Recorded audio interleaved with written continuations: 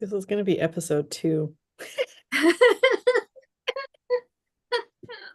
Mm,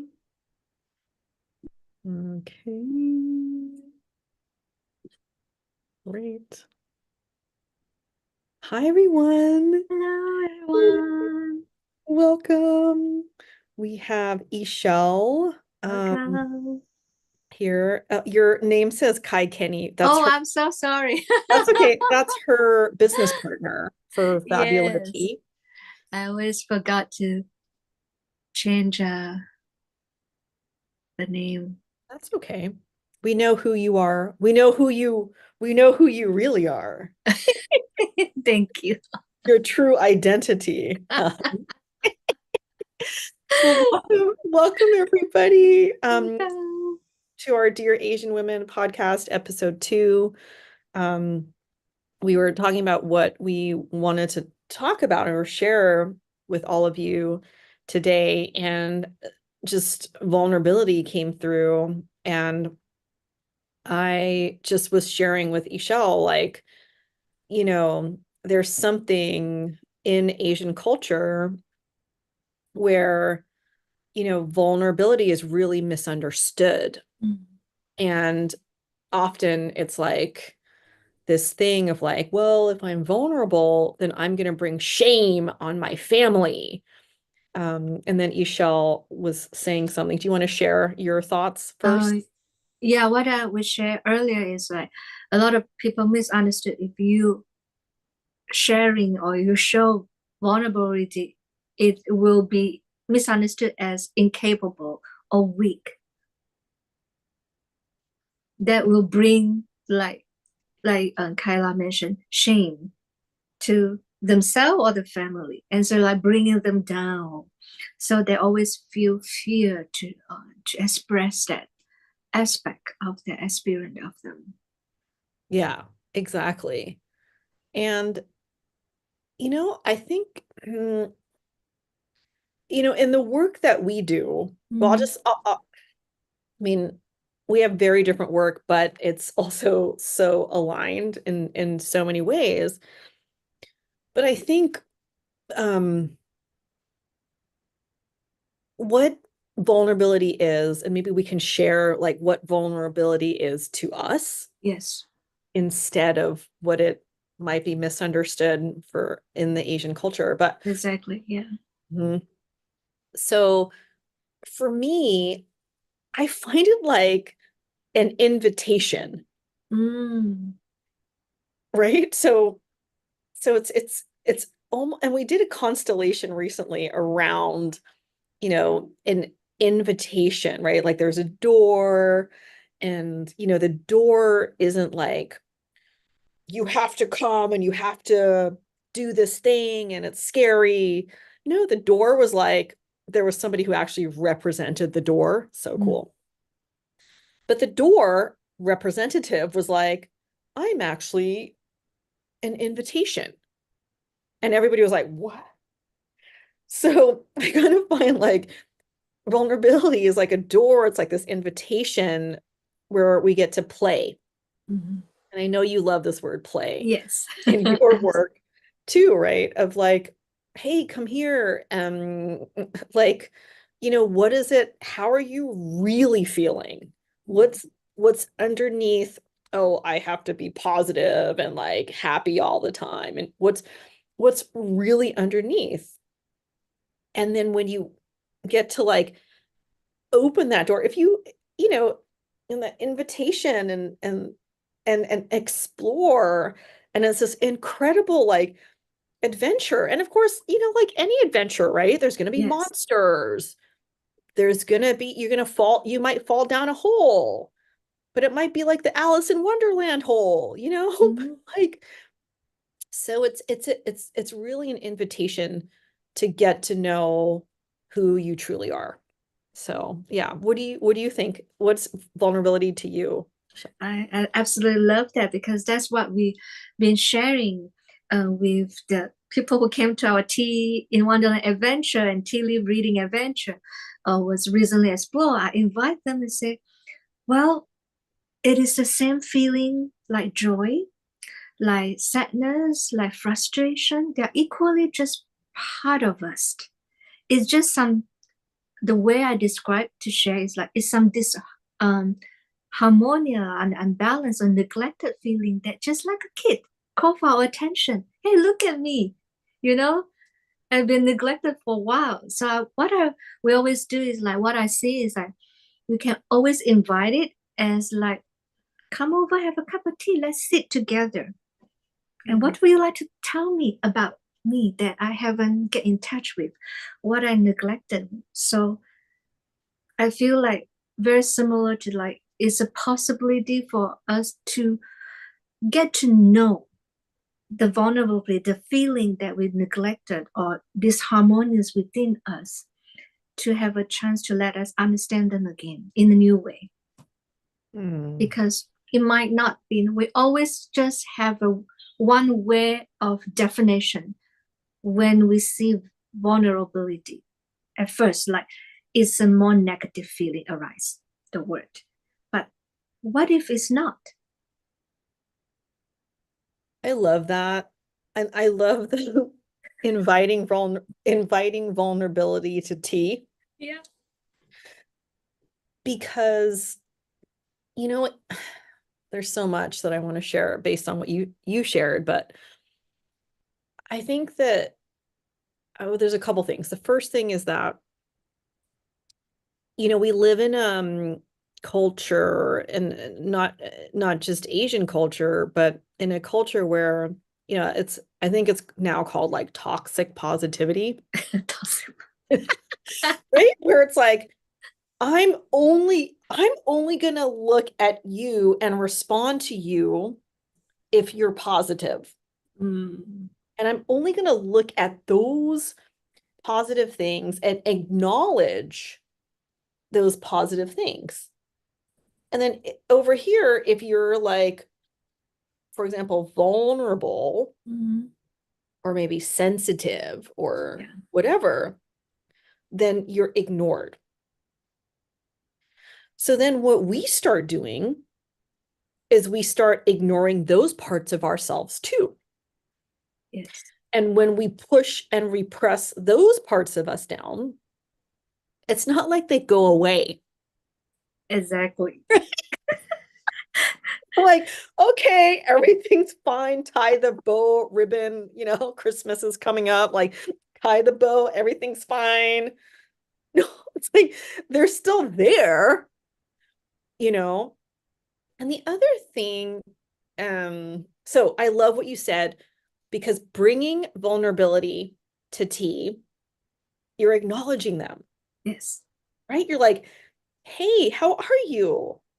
Come have us just sit down, have a cup of tea. You're not just like judging them or discriminating them because it is vulnerability. Just invite them equally, like you're one of your friends. Right. Right? Just like Exactly. tell me more about you. What message you are bringing to me?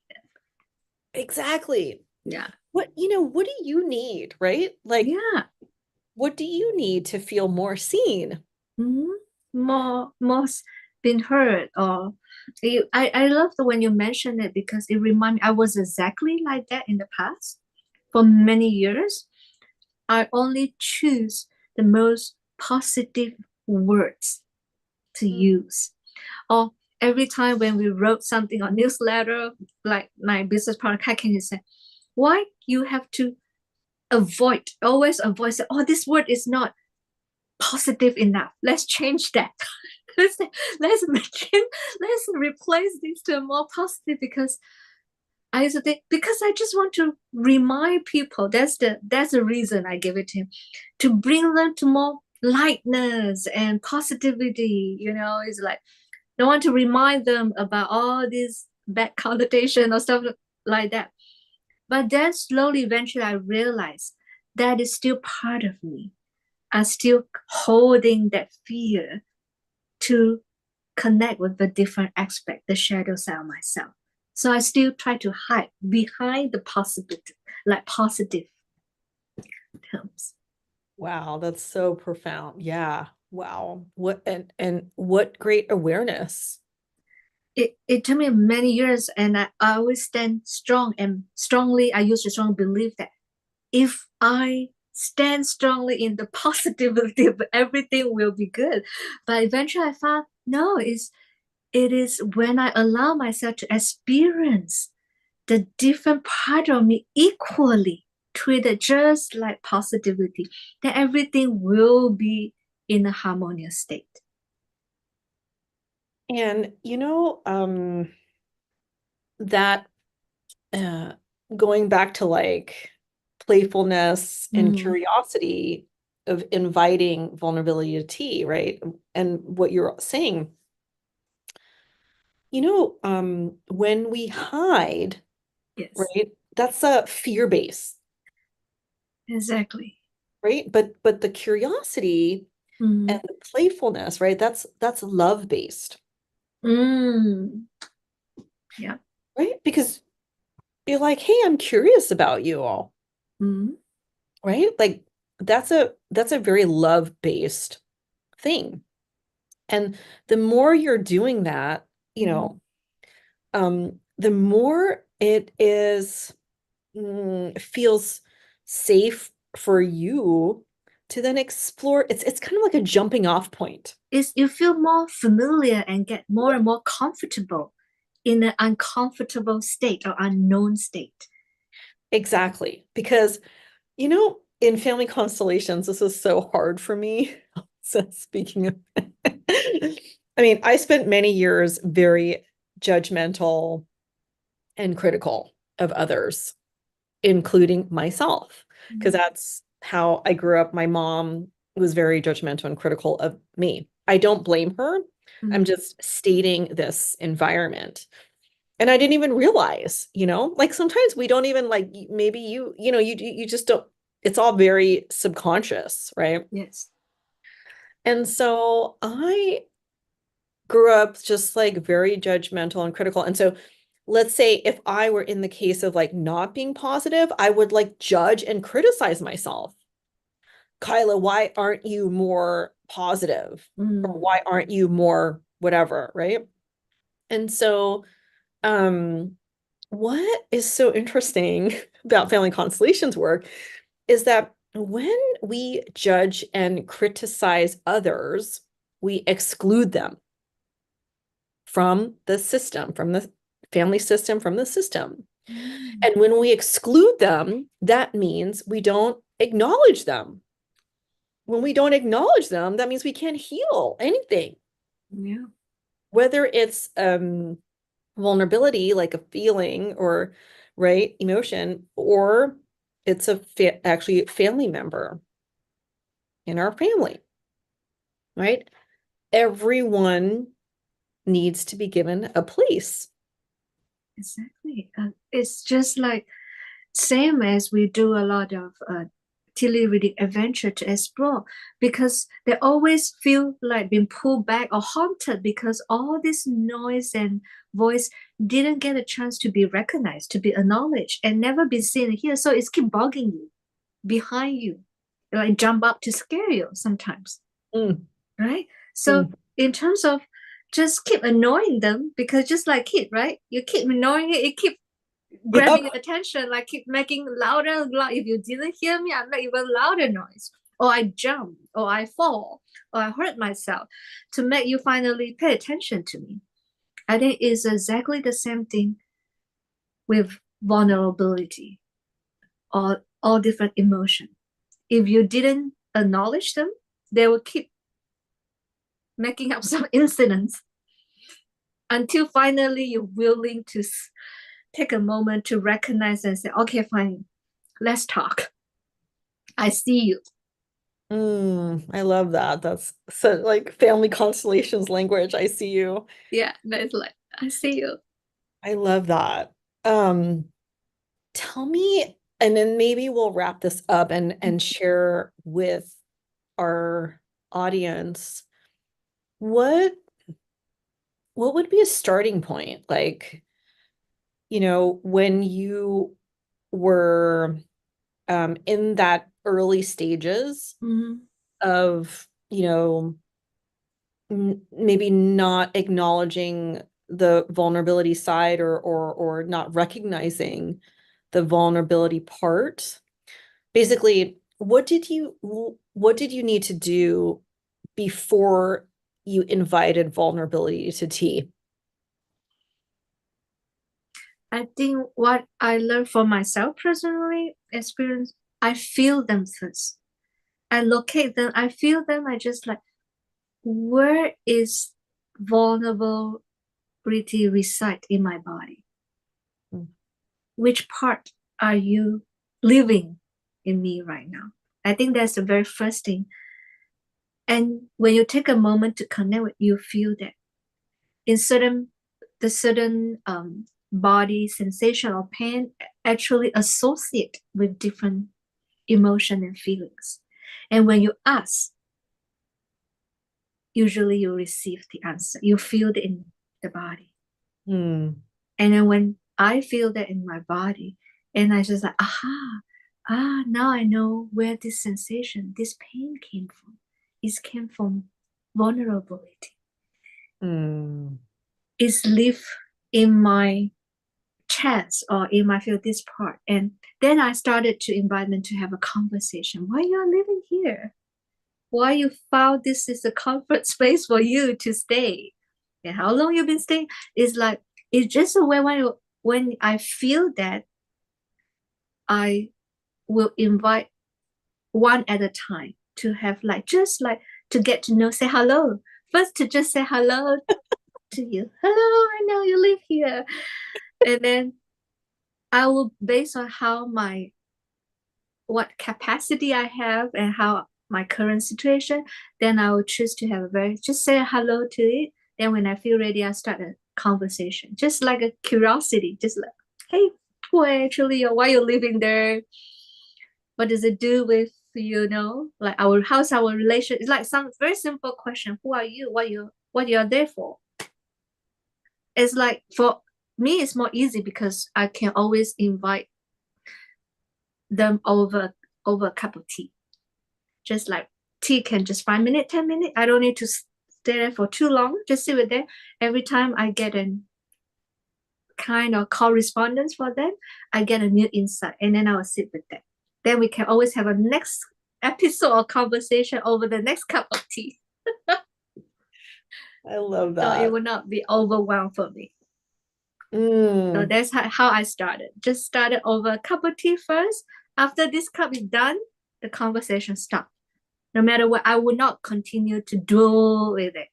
It's done by the cup of tea's end. When I feel like it, next time I'll make a tea time again.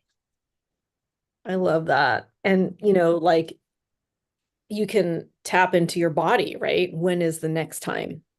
Yes. Is there a next time, Yeah. right? Is that necessary or is just done? When I see you, then you say, "Oh, I'm happy, I'm satisfied, goodbye," and then sometimes they leave immediately. I love that. That's so great. And how about Yeah. you, Kyla? What Oh, is yeah. your Um, I think for me, couple things. I mean, I love that. I mean, in my first training in theta healing, that's what we did, Mhm. and that's what we learned, and it just was so powerful because I never thought about like feelings and body, right? Mhm. Like I was like, oh, feelings are over here and body is over there, and how, so I love that connection. That's so great. And I love that, like what you said, well, then it's done and with the cup of tea, and I'm not ruminating on it. Mm. That's so key, right? Because then the rumination turns into stress and Yes. leads to dis-ease in the body, right? Um, yeah, that's so great. I was thinking, I have never even thought about this question because I've always been sort of, more on the vulnerability side, but I will, and I always think, like we always talk about, right? There's always more work, right? Our Yeah. entire lifetime here on this planet, right, is also healing journey. Yes. But when my mom was first diagnosed with early onset dementia, I definitely did not keep, I definitely kept that and I didn't put it out on social media. Um, so I think that it's also this dance, right? Of like, checking in with your body when you're ready. And maybe you're not ready and that's okay too, right? Because then we don't want to like judge and criticize ourselves either. But something that I've always gravitated towards is writing. Mm, So it's also another modality yes. to get right talking with vulnerability, um and getting this here like on paper for me. So I wrote my first blog post about my mom's dementia, and I was so scared and so afraid that people would judge me. There's that, right? The Mm, judgment again. And so many people responded to that first post and private messaged me and said that that healed their relationship with their mother, or they went and connected with an old family member that they had, written off or whatever. So, and I think with writing, there's so many ways you can go. So, for example, you could also write, how you were saying that you have the conversation yeah. over tea with vulnerability. We can also write a letter I love to that. vulnerability, Yes. right? And that's another way that we get to acknowledge vulnerability, Mm, right? And more later on in my life,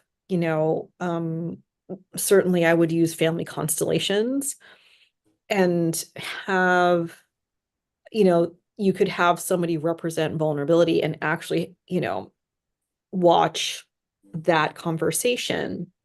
However, even before that, you could simply choose like an object mm, and have the object represent vulnerability for you. And there's so many ways to play in this, right? You could have a conversation, yes. right, with the object. You could use post-it notes, right? What I've been doing in my one-on-one sessions recently is having people put post-it notes down and you could Mm, stand on it. What's that's the amazing. message?